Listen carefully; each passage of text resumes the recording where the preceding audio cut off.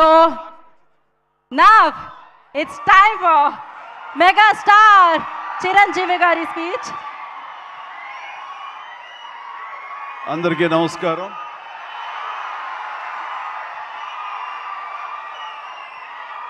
మా అభిమానుల్లో ఆనాటి నుంచి ఈనాటి వరకు క్రమశిక్షణ ఏమీ మారలేదు. అదే క్రమశిక్షణ, అదే ఉత్సాహం. మాట్లాడేవాళ్ళు ఏం మాట్లాడతారు ఇందామంటే కూడా వినపడని అంత గొడవ చేస్తున్నారు మీరు. మీ ఉత్సాహానికి, మీ ప్రోత్సాహానికి మరొకసారి అందరికీ పేరు పేరున నా అభిమానులకు నేను స్వాగతం పలుకుతూ, మీ ఉత్సాహం మమ్మల్ని ఇంత వాణి చేసింది, మా రామ్ చరణ్ ఇంత వాణి చేసింది. సో ముఖ్యంగా మీ అందరికీ నా స్వాగతం పలుకుతూ, ఈ రోజున ఇక్కడికి నేను ఒక అతిథిగా వచ్చిన, ముఖ్యంగా ఒక సీనియర్ నటుడిగా, ఈ సినిమా మీద ప్యాషన్ ఉన్నటువంటి ఒక వ్యక్తిగా, ఈ రోజున ఈ సినిమా ఇంత పెద్ద హిట్ చేసినందుకు ప్రతి ఒక్కరికి యూనిట్తో పాటు నేను కూడా ధన్యవాదాలు తెలియజెప్పాలని వచ్చాను. ఇలాంటి సినిమాలు రావాలి, పరిశ్రమ సుభిక్షంగా ఉండాలి, కళకళలాడుతూ ఉండాలి. దానికోసం ఈ సినిమాని ఇంత పెద్ద హిట్ చేసినటువంటి ఈ సినిమా ఇంత విజయం సాధించినందుకు దోహదపడినటువంటి ప్రతి ఒక్కళ్ళకి నేను కూడా బాధ్యతగా నా హృదయపూర్వక ధన్యవాదాలు చెప్పుకోవాల్సిన సమయం ఇది. అండ్ ఈ రోజున ముఖ్యంగా చెప్పాల్సి వస్తే, నేను ఈ సినిమా చూసినప్పుడు ఒక భావోద్వేగానికి లోనయ్యాను. చాలా అరుదైన సినిమాలు కొన్ని ఆ రకమైన ఫీలింగ్ ఇస్తాయి.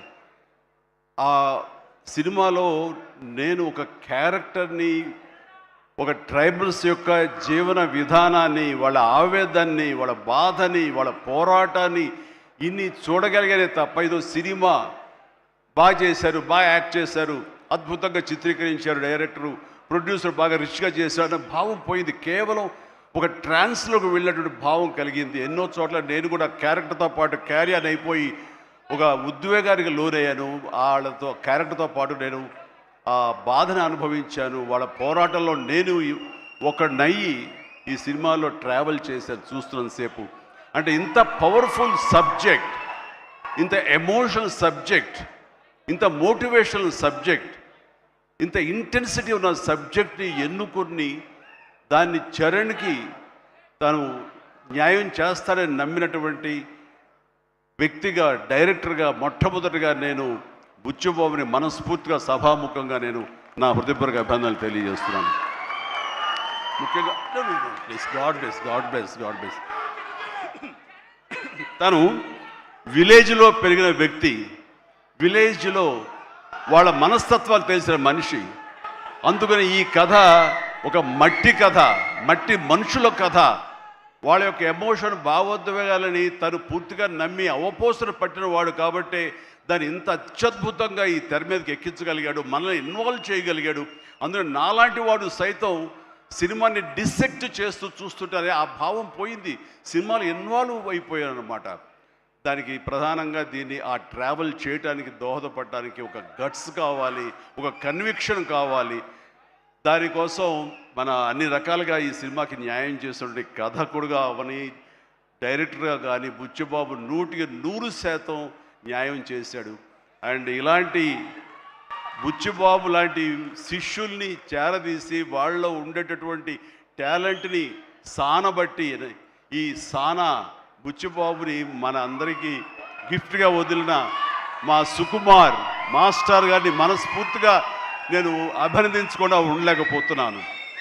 నిజంగా ఇలాంటి మట్టిలో మాణిక్యాల్ని వెలికి తీసేటువంటి ఒక దార్శనికుడు, ఒక ఫ్యూచర్లో ఇలాంటి వాళ్ళు ఇండస్ట్రీకి రావాలి అంటూ అలాంటి వాళ్ళకి అవకాశం కల్పించేటువంటి సుకుమార్ని నేను ఈ సందర్భంగా మనస్ఫూర్తిగా నేను అభినందించాల్సింది ఉంది. Thank you Sukumar. అలాంటి శిష్యులు మాకు అప్పగా ఇండస్ట్రీకి అవసరం. అండ్ ఇక ఈ సినిమాలో ప్రధానంగా ఇలాంటి సినిమాలు చిత్రీకరించాలంటే కనుక ఎంత డబ్బు అవుతుంది, ఏంటి బడ్జెట్ ఎంత, ఏంటి, దేనికి నెరవకుండా ఒక సినిమా తీయాలి. రామ్ చరణ్ నాకు చేస్తాను, నన్ను ప్రొడ్యూసర్ చేస్తాను, ప్రొడ్యూసర్గా నాకు సినిమాలు ఇస్తానని ఆయన రంగస్థలం టైంలో మాట ఇచ్చాడు సార్.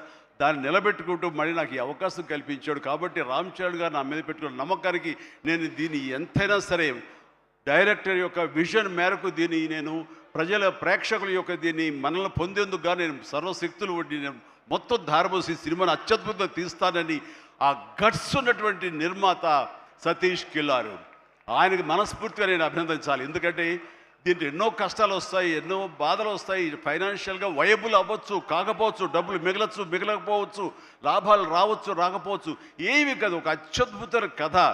ఈ కథకి నిర్మాత అనిపించుకోవడం అంటే నాకు కావాల్సింది ఏముంది అంటూ ఆయన ఈ కథను నమ్మారు. అంత మంచి పేరు వచ్చింది దీనికి. కాబట్టి ఈ సందర్భంగా దీని వెనకల వెన్నుదన్నుగా నిలబడ్డటువంటి కిలార్ సతీష్ గారికి కూడా నా అభినందన తెలియజేస్తున్నాను. ఇక రామ్ చరణ్ మిగతా విషయాలు మాట్లాడబోండి. రామ్ గురించి మాట్లాడాల్సి వస్తే ఎవరికైనా ఏమనిపిస్తుందంటే బిడ్డ గురించి మాట్లాడుతుంటే అది ఆయుక్షీణం అంటారు. బిడ్డ గురించి మాట్లాడమంటే కనుక నా గురించి నేను మాట్లాడినట్లుగా ఉంటుంది అనుకుంటారు.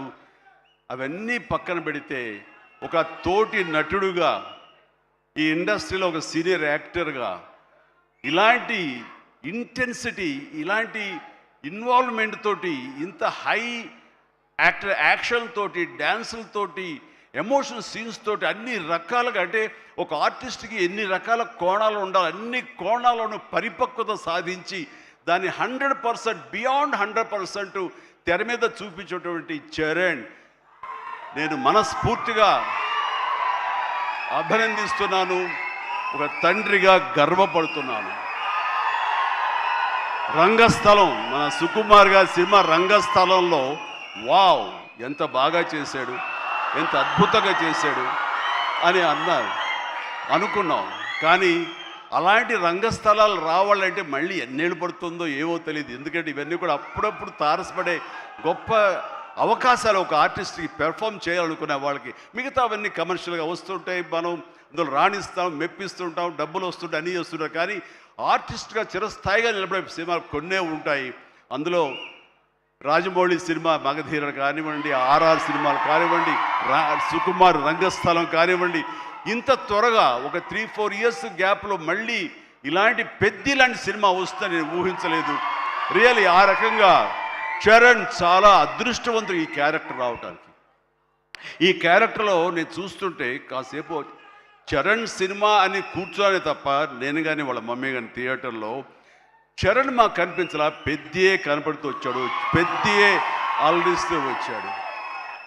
సో ఇది చాలా రేరుగా ఉంటుంది. సినిమా అలా కట్టిపడేయటం, క్యారెక్టర్లో కట్టిపడేయటం అంటే కనుక తను ఆ క్యారెక్టర్ని అవపోసన పట్టాడు, దాన్ని పూర్తిగా దాన్ని నమ్మాడు. ఆ క్యారెక్టర్ డైరెక్టర్కి ఏం కావాలో అది డెలివరీ చేయాలన్నాడు.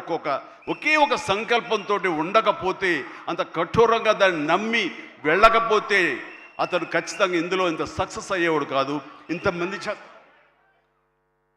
ఇంతమంది చేత ఇలా శభాష్ అనిపించుకునేవాడు కాదు. చెప్పాలంటే ఈ సినిమా చరణ్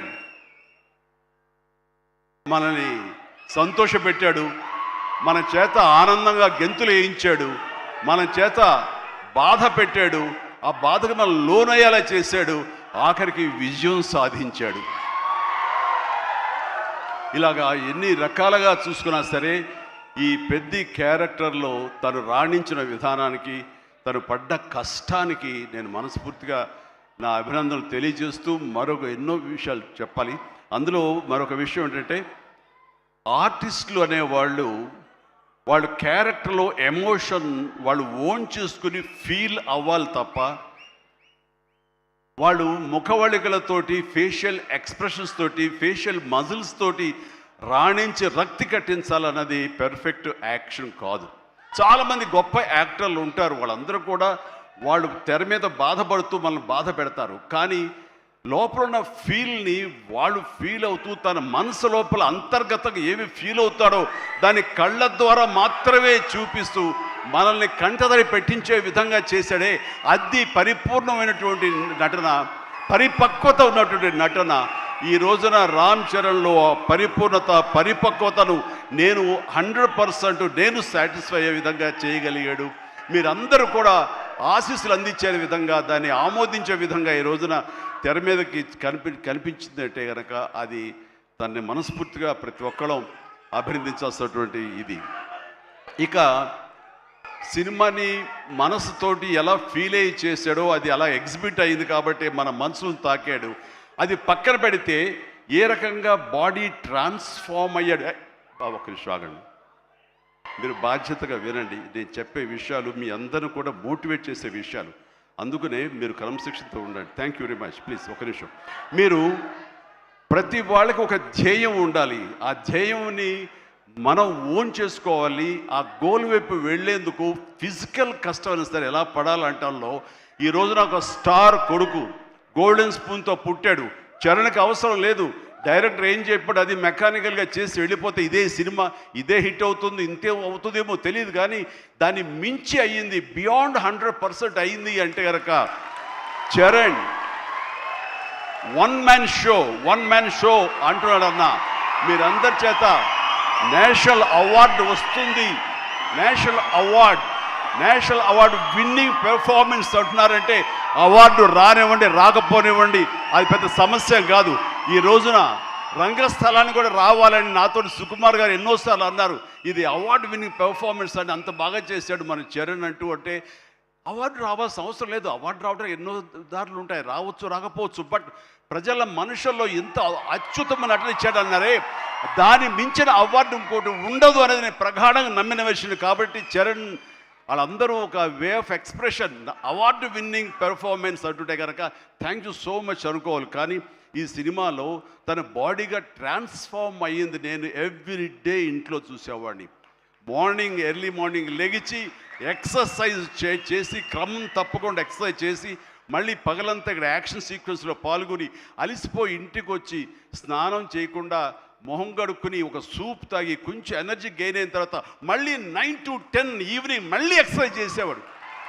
నేను అన్నాను అవసరమా ఇది ఇలా చేస్తున్నాడు వీడు, అవసరమా అంటే లేదు రేపు మార్నింగ్ మళ్ళీ ఫ్రెష్గా ఉండాలి బాడీ, లేకపోతే సహకరించదు, రేపు పొద్దున మళ్ళీ యాక్షన్ సీక్వెన్స్లు ఉన్నాయి, ఈ రెజ్లింగ్ ఉంది నాకు అది ఇది అని చెప్తుంటే కనుక వాళ్ళ అమ్మ చాలా బాధపడిపోతుంటుంది. కానీ నాకైతే మాత్రం శబాష్ కష్టాన్ని నమ్ముకున్నాడు, నాకేంట్లే అనే ధోరణిలో లేడు. నేను మనస్ఫూర్తిగా అంతరాలలో మనసుల్లో నేను తన్ని చాలా ఎప్రిషియేట్ చేస్తూనే ఉండేవాడిని. ఒకరోజు సడన్గా ఫోన్ కాల్ వచ్చింది, బాబుకి చరణ్కి ఒక దెబ్బ తగిలింది సార్, గబుని హాస్పిటల్కి తీసుకెళ్ళి అనగానే ఎలా ఉంటుంది, ఏం దెబ్బ తగిలింది, ఎంత తగిలింది, ఎంత ఇదేంటి ఈ యాక్షన్ సీక్వెన్స్ అంటున్నాడు మాకు తెలుసు అనేసరికి ఏం దెబ్బ తగిలింది సార్ మీకు ఫోటో పంపిస్తానని ఫోటో పంపించారు. ఫుల్ ఈ కన్నంత ఎర్రగా అయిపోయి కిందంతా రక్తధారతో వస్తే ఆ స్టిల్ చూసిన తర్వాత కన్నుకి ఏమైనా అయిందా, కన్నే పోయిందా అనే భావంతో కంగారు పడిపోయాం. వాళ్ళ అమ్మకు చూపించకూడదా అని చెప్పేసి ఏంటంటే ఇది బాబు హాస్పిటల్ చిన్న ట్రీట్మెంట్ అంట, ఏదో చిన్న ఇదంట అని అన్నానే. కానీ ఆ డాక్టర్ మన సుధాకర్ ప్రసాద్ గారు, ఆయన కాస్మెటిక్ సర్జన్, ఆయన చూసి ఆయనతో మాట్లాడిన తర్వాత చాలా అదృష్టం అండి, కన్ను గుడ్డు పోవాల్సింది పోకుండా ఐబ్రోకి కింద నుండి బోన్ దగ్గర అవతల ఒక డ్రెస్లర్ ఒక గుండు వచ్చి హిట్ చేసింది, అది కట్ అయింది కిందంతా, అంతే తప్ప ఇంకేం కాలేదు, అవి నేను ఎలాంటి ఇబ్బంది లేకుండా నేను స్టిచెస్ చేస్తున్నాను అని చెప్పేసి అంటున్నాడు. ఒక 7-8 పడ్డాయి ఫీచర్స్. ఆ తర్వాత అన్న తర్వాత ఒక సై ఆఫ్ రిలీఫ్ అమ్మాయి అప్పుడు చెప్పిన వాళ్ళ అమ్మకి పెద్ద ప్రమాదం ఏం కాదని చెప్పేసి. సో అలాంటివి ఉన్నప్పుడు అంత కష్టం తీసుకుంటున్నప్పుడు నేను బాధపడే కంటే కూడా సంతోషపడ్డాను ఎస్ అని. ఇలాగా ఇది జరుగుతున్నప్పుడు నాకు ఒక పాత ఇన్సిడెంట్ ఒకటి గుర్తుకొచ్చింది. గూండా సినిమా, అది 1983 ఎండ్లో అనుకుంటా, బహుశా నాకు ఇంకా అప్పుడు చరణ్ పుట్టలేదు, మరి కడుపులో పడ్డాడేమో తెలియదు నాకు, ఆ సినిమా టైమింగ్ అది తెలీదు. ఆ సినిమాలో ఒక ట్రైన్ కింద నేను హ్యాంగ్ అవుతూ ఆ రాడ్ పట్టుకుని క్రాల్ అవుతూ పాకుతూ వెళుతూ ఉంటే రన్నింగ్ ట్రైన్లో ఒక 30-35 కిలోమీటర్ స్పీడ్లో వెళ్తుంటే కెమెరాలు 4 పక్కల ఫిక్స్ చేసేసారు. అలా చేసుకుంటూ వెళ్ళిన తర్వాత అక్కడ మా నాన్నగారు ఉన్నారు. ఆయన అప్పుడప్పుడు నా షూటింగ్స్కి వస్తుండేవారు రాజమండ్రి అటు వెళ్ళినప్పుడు. ఆయన చూసిన తర్వాత ఎందుకో కడుతారు, ఏ డూపో లోపల పడుకుంటాడేమో అనుకుంటే నేనే పడుకునేసరికి నాన్న కంగారు పడ్డారు. ఒక 2 కిలోమీటర్ల తర్వాత బండి ఆగింది. అక్కడి నుంచి మళ్ళీ తిరిగి వెనక్కి వచ్చేసరికి నాన్న కంగారుగా, ఇంత కష్టం పడాలా నువ్వు, ఇలా చెయ్యాలా, ఇలాంటి షార్ట్గా డూప్లు ఉంటారు కదా, నువ్వెందుకు వెళ్ళాలి, ట్రైన్ కింద నువ్వు దూరటం ఏంటి, వెళ్ళటం ఏంటి, ఒక 3 ఇంచెస్ కిందకి వెళ్తే కంకర్రాళ్ళు తగులుతుండే కదా, ఏమైపోతావు అని చెప్పేసరికి, నాన్న ఇలాంటి చేయకపోతే కనుక మరి నా అభిమానులు ఎలాగా ఆనందపడతారు, వాళ్ళని అలరించడం కోసం నేను చెయ్యాలి, మీరు ఇలాంటివి చెప్పి నన్ను డిసప్పాయింట్ చేయకండి, మీకు తెలియదు, ఊరుకోండి, ఏం పర్లేదు, ఏం కాదు, అన్ని రకం జాగ్రత్తగా ఉన్నాం కదా అంటే, ఇప్పుడున్నంత సేఫ్టీ హార్నెస్లు కానీ సేఫ్టీ ప్రికాషన్స్ కానీ ఆ రోజులు లేవు. మన చేతి బలంతో హ్యాంగ్ అవుతూ వెళ్ళాలి. అండ్ అది చూసిన తర్వాత నాన్న ఒక మాట అన్నారు, రేపు పొద్దున ఇప్పుడు అమ్మాయి కడుపుతో ఉంది, అది అమ్మాయి పుడతారు అబ్బాయి పుడతారు మాకైతే తెలియదు, కానీ వాడు అబ్బాయి అయితే కనుక వాడు రేపు పొద్దున సినిమాలోకి వస్తే కనుక వాడు స్టార్ అయితే, వాడు ఇలాంటి కష్టాలు పడితే, ఇలాంటి దెబ్బలే తింటే నా బాధ ఏంటో నీకు అప్పుడు తెలిసి వస్తుందిరా అని చెప్పి నాన్న అన్నప్పుడు, లేదు ఈ కంటి మీద దెబ్బ తగిలింది, మణికట్టు ఫ్రాక్చర్ అయ్యింది అని అన్నప్పుడు నాకు మా నాన్నగారు గుర్తుకొచ్చారు. ఆయన ఆ రోజే అన్నారు, ఆయన నోటి వాక్యం, ఆయన నోటి ఇది, ఆయన బాధతోటి ఉద్వేగంతో అన్నా సరే, ఈ రోజున నా బిడ్డ కష్టానికి ప్రతీక, ఏది ఈజీగా రాదు, nothing is short cut, nothing comes, అడ్డదారులు ఏది రాదు, ఆ కష్టపడితేనే వస్తుంది. ఎస్, అలా కష్టపడ్డాడు. ఈ సినిమాకి అంత మన్నలను పొందారు మీరందరి చేత. ఈ రోజున పెద్దియే అనిపించుకుంటున్నాడు, రామ్ చరణ్ కాదు అనేలాగా ఉంది అంటే కనుక అది చాలు. ఆ బిడ్డకి ఆశీస్సులు మీ అందరి నుంచి. ఇలాగే ఉంటాం మేము. ఎప్పుడు కష్టపడ్డ ఒకటే నమ్ముకున్నాము, కష్టపడతాం తప్ప ఏది షార్ట్ కట్లో కావాలని కోరుకోవు, ఒళ్ళు వంచి పనిచేస్తాం. ఈ రోజుకి అదే. ఈ రోజు కూడా చిరంజీవి గారు మీరేంటి 2 పూటలు ఇంకా ఎక్సర్సైజ్ చేస్తారంటే, అవకాశం ఉంటే 2 పూటలే చేస్తాను, బట్ ఒక పూట మాత్రం చాలా ఖచ్చితంగా చేస్తాను. ఇద్దరం జిమ్లో ఒకరు పోటీ పడుతుంటాం అనమాట. మరి సరదాగా పర్సనల్ విషయాలు మీతో నేను షేర్ చేసుకోవడం ఆనందంగా ఉంది. అండ్ చరణ్ ఈ సినిమాలో తను నటించలేదు, జీవించాడు. అందుకనే ఇంకా చిరంజీవి కాదు, తను చరణ్ జీవి అని మీ నుంచి వచ్చిన మాట ఇది. నిన్న కూడా ఢిల్లీలో పిఎం గారు నరేంద్ర మోడీ గారితో పాటు తను కూడా ఒక కాంక్లేవ్లో పాల్గొన్నాడు. రిపబ్లిక్ టీవీ కాంక్లేవ్లో పాల్గొన్నప్పుడు వాళ్ళు కొత్త కాయినేజ్ పెట్టారు, న్యూ ఏజ్ మెగాస్టార్ అని. ఎస్, మనం ఇలాంటి అవకాశాలు నాకు రాలేదు, కానీ చరణ్కి వచ్చింది. చరణ్ దాంట్లో నిరూపించుకుని ఒక అడుగు ముందుకు వెళ్తున్నాడు. కాబట్టి చరణ్ ముందుంచి నేను వెనక ఉండడం అన్నది సబబు, అది కరెక్టు. బిడ్డలు ఎదిగినప్పుడు, బిడ్డలు ముందుకు వెళుతున్నప్పుడు ఆ పొందే ఆనందం అంతా ఇంత కాదు. సో ఈ రోజున ఈ పెద్ది తర్వాత రంగస్థలంలో కొంతవరకు, ఇప్పుడు ఈ పెద్ది తర్వాత పుత్రోత్సాహం అనేది 100% నేను ఫీల్ అవుతున్నాను. అండ్ ఎవరో అన్నట్లుగా మరి బిడ్డ పైకి వచ్చాడు, బిడ్డ ఫుల్ ఫిడ్గా చేస్తాడు కదా, ఇంకా మీరు చెయ్యాలంటే ఆహా, ఆ విషయం మాత్రం ఎస్ చెయ్యాలి.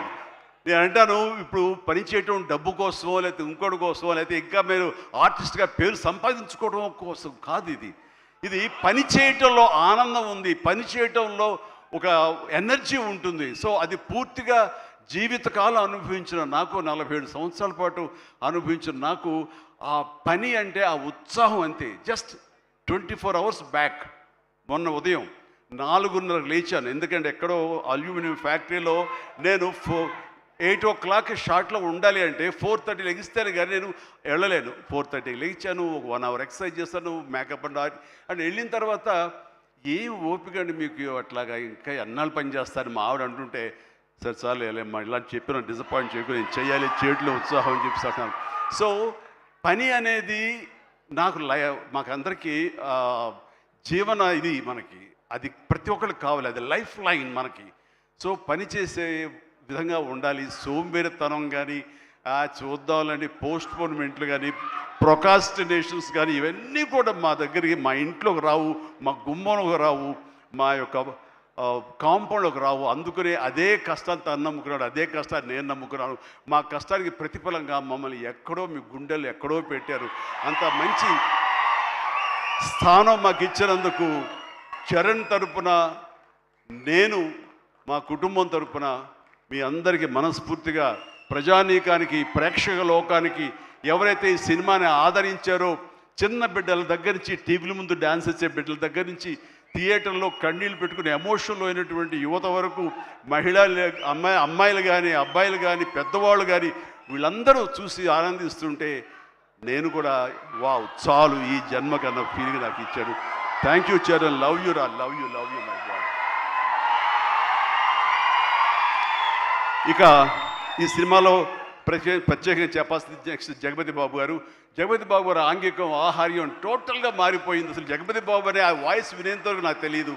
ఈ సినిమాలో ఒక ఆయువు పట్టులాగా ఉండి, ఒక సోల్ ఆఫ్ ద ఫిలిం అని చేసి తను పెర్ఫార్మెన్స్ తోటి ఆ సినిమా హీరోని, ఎవరైతే పెద్దని మోటివేట్ చేసే విధంగా ఆ క్యారెక్టర్ కన్సీవ్ చేయటం కానీ, ఆ క్యారెక్టర్ని తీర్చిదిద్దిన తీరు కానీ చాలా అద్భుతం. అలాగే ఒక హుందాతనంతో శివరాజ్ కుమార్ ఎందుకు పెట్టారా, ఏముంటుందో అనుకుంటే కనుక, చరణ్ లాంటి ఆర్టిస్ట్ని మీద అజమాయిషీ చేసేవాడు ఎవరైనా ఉండాలి అంటే వాడికి ఒక స్టామినా ఉండాలి, ఒక స్ట్రెంగ్త్ ఉండాలి, ఒక ఇమేజ్ ఉండాలి. అందుకనే శివరాజ్ కుమార్ నాకు సోదరుడు సమానం. తను తీసుకుని ఈ సినిమాలో హుందాతనంతో తను డిగ్నిఫైడ్గా తను చేసి ఈ క్యారెక్టర్కు నిండుదనం తీసుకొచ్చాడు. అలాగే తన అందచందాలతో ఆనాడు మా శ్రీదేవి తనయ జాహ్నవి కపూర్ తన అందాలతోటి, సాంగ్స్ తోటి అమ్మాయి అలరించింది. అండ్ దాని తర్వాత ప్రతి నటులకు పేరు పేరున నా హృదయపూర్వక అభినందనలు తెలియజేస్తున్నాను. తర్వాత ప్రధానంగా ఇక టెక్నీషియన్స్కి వస్తే కనుక రెహమాన్ గారికి ప్రథమ తాంబూలం ఇవ్వాలి. రెహమాన్ గారు ఈ సినిమా ఎలా ఒప్పుకున్నారు, ఏమిటి, ఎలా ఒప్పించాడు, నువ్వే భాషతో మాట్లాడావని జోక్ చేస్తూ మాట్లాడుతున్నాం. కానీ ఒక మంచి కంటెంట్ ఉంటే కనుక ప్రాణం పెట్టి చేయాలనుకునే ప్రతి టెక్నీషియన్ దాన్ని ఓన్ చేసుకుంటాడు. ఆ రకంగా ఈ కథని పెద్దని ఓన్ చేసుకుని దానికి ప్రాణ ప్రతిష్ఠ చేసినటువంటి రెహమాన్, దాని సాంగ్స్ ఇచ్చి మేము అందరి చేత ఉత్సాహంగా కేరింద్ర పెట్టే విధంగా, ఉత్సాహం డ్యాన్స్ ఇచ్చే విధంగా చేసినటువంటి రెహమాన్ గారికి కూడా సభాముఖంగా నా హృదయపూర్వక అభినందనలు తెలియజేస్తున్నాను. అండ్ ర్యాండీ రత్నవేలు గారు మాకు మన సినిమాలు పనిచేశారు, మా 150కి. అలాగే చరణ్తో కూడా కపుల్ ఆఫ్ మూవీస్ చేశారు. ఆయన టోటల్గా ఇంకొక పెద్ద లోకాన్ని చూపించాడు. ఆయన పెద్ద లోకాన్ని అంటే ఎక్కడ కూడా అది మన హైదరాబాద్ పరిసర ప్రాంతాల్లోనూ మహా అయితే కొంచెం శ్రీలంక దాకా వెళ్ళారు.